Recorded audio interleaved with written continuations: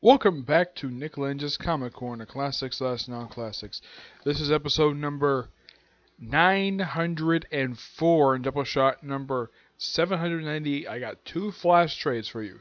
First up, let's go to the 1990s with The Flash by Mark Waid, Book 5, collecting The Flash, Volume 2, issues 106 to 118, and issues 10 and 11 of Impulse. Everything in here is written by Mark Waid. Those of you curious, though, why in the world the Impulse issues in here?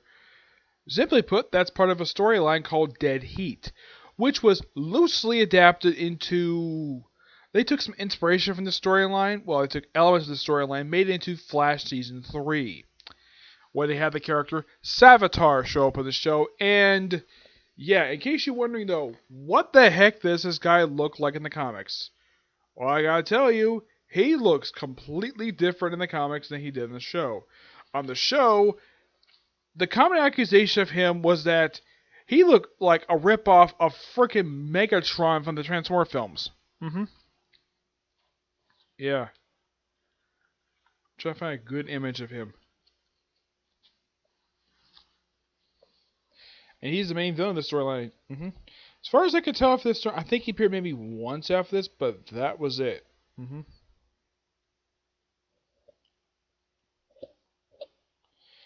Let me show you a good full image of him.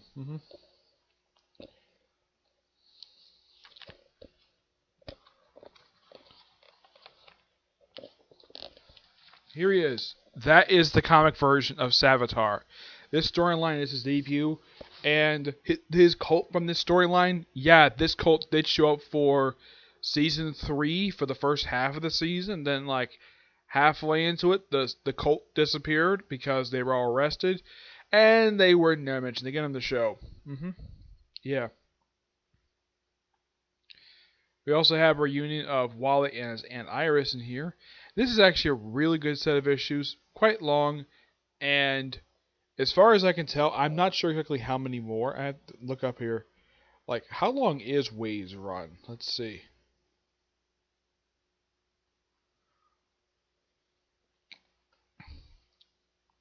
His run lasted for a good time, and I read pretty much the whole thing. Yeah, this whole run that he had lasted for several years. Okay. I have it up here. Okay. The issues he did were issues 62 to 129, 142 to 159, 162, and 231 to 236. Those are the issues he did for the series. And so, my guess is probably book 6 would probably just cover probably issues like 119 to 129. And it may start up his falling run that he did right after that, which was not a very long run. Which is only just a 15-issue storyline. Not 15, more like it's 18 issues, so I wouldn't be surprised if they threw in a couple issues of that. Because there was a creative team that took over between his first run and second one. That was a brief run done by Grant Morrison and Mark Millar. But this, of course, is really good. We give this book a 9.5 out of 10.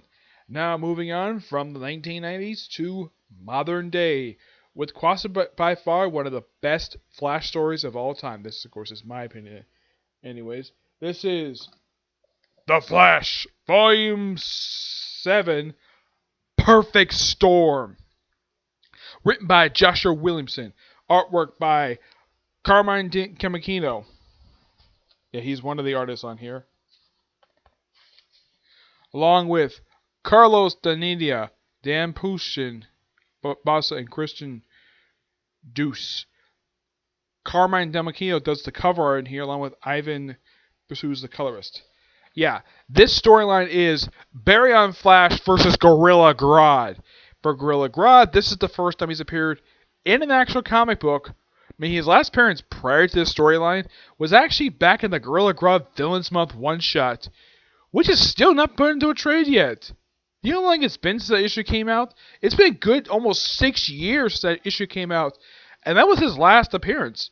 Now, the last time Gorilla Grodd appeared in a Flash comic book itself was actually during the Gorilla War the Gorilla War storyline, which was the third story arc of the first writers who did the relaunch of Flash back in 2011, Francis Manapul and Brian Leto, which they seemed like they were longtime Flash fans because they did a fantastic job with the book. Finn did an okay job. And Williamson, yeah, he's definitely a Flash fan because the way he writes this, he basically he makes this epic and exciting. But Barry's not taking a Grodd alone. Oh no, he brings in the Black Wally West. We also have the Chinese Flash. Well, she's kind of Asian. We also have the Negative Flash. Yeah, Mina's in here. And Wally West, the original one. Yep. And it turns out in here, it's revealed that the whole organization, the organization Black Hole, it turns out, believe it or not, the person who is the actual leader of this group is Gorilla Grodd himself. Yeah, this is something I think that Josh Williams is building up now for a good almost 2 years prior to doing the storyline.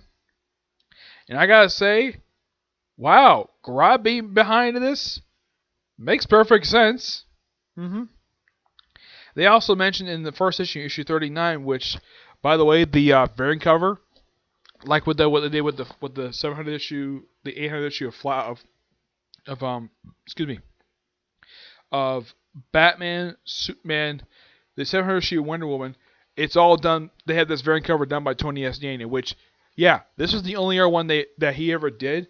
As far as I know, he never did one. He never did one of these special issues for Aquaman or Green Arrow or even Green Lantern. Just Batman, Superman, Wonder Woman, and the Flash. Nobody else. I have no idea why, but yeah, heck. The first issue starts out like this. It says, DC Comics proudly presents the 700th issue of The Flash.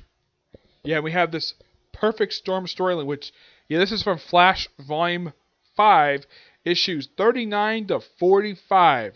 The ending of this goes into another big event that I consider to be one of the best Flash stories of all time, Flash War. Yeah, that's going to be my next time my next trade that I review for this particular trade series. Yeah, this by far really, really good, exciting, epic. Grodd gets free from the Flash Force. The way that Francis Manapul and Brian Leto depicted Grodd previously, it seemed like that there was some retcons involving him later on, where apparently he ate the brain of Eobard Thawne to gain access to the Flash Force. Yeah, for some reason, Francis Manapul and Brian Leto made Gorilla Grodd out to be a person who ate humans, who had speed powers. I have no idea why in the world that DC allowed this to happen. It's one of the most bizarre things that writers have done to Gorilla Grodd. Of course, now he's appearing in the pages of Justice League as part of Legion of Doom, which is actually a really good choice for him to do. Despite the fact that at the end of the storyline, he's free from the Speed Force, and his disease is cured, but his mental abilities stay with him because they're part of his heritage. That's basically how Barry depicts it. And he's taken out the jail by the forces of Gorilla City, and they say, "You'll never hear from him again. Tell that the damage done by Robert Venditti, the guy who preceded Josh Williamson on The Flash, because he's the one who wrote Damage." What Tony S. Daniel did the artwork of the first few issues before he left for some reason. I don't know why he left. It's one of the most bizarre things. Yeah. Well, at least it got handed to Williams. He made this storyline epic and exciting. And the ending, yeah, my friend Tiffany loves the ending because he's a big fan of the Wally West Flash. The ending is this. Because he touches the hand of Iris West, his aunt, his memories from pre-Flashpoint come all back. Every single one of them.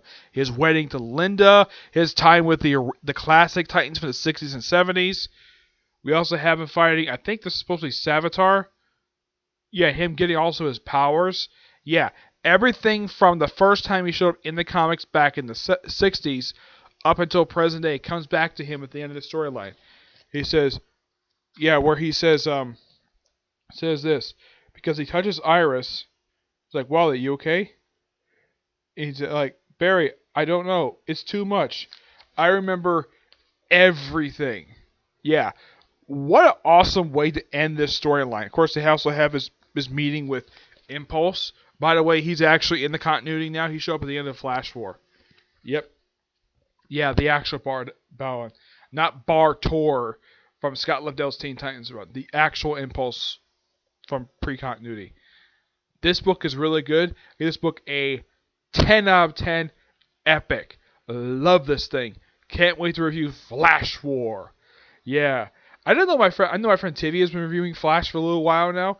I think he did review Flash War itself, and I think he reviewed what happened afterwards. But I don't think he reviewed the storyline. No, I don't believe he did.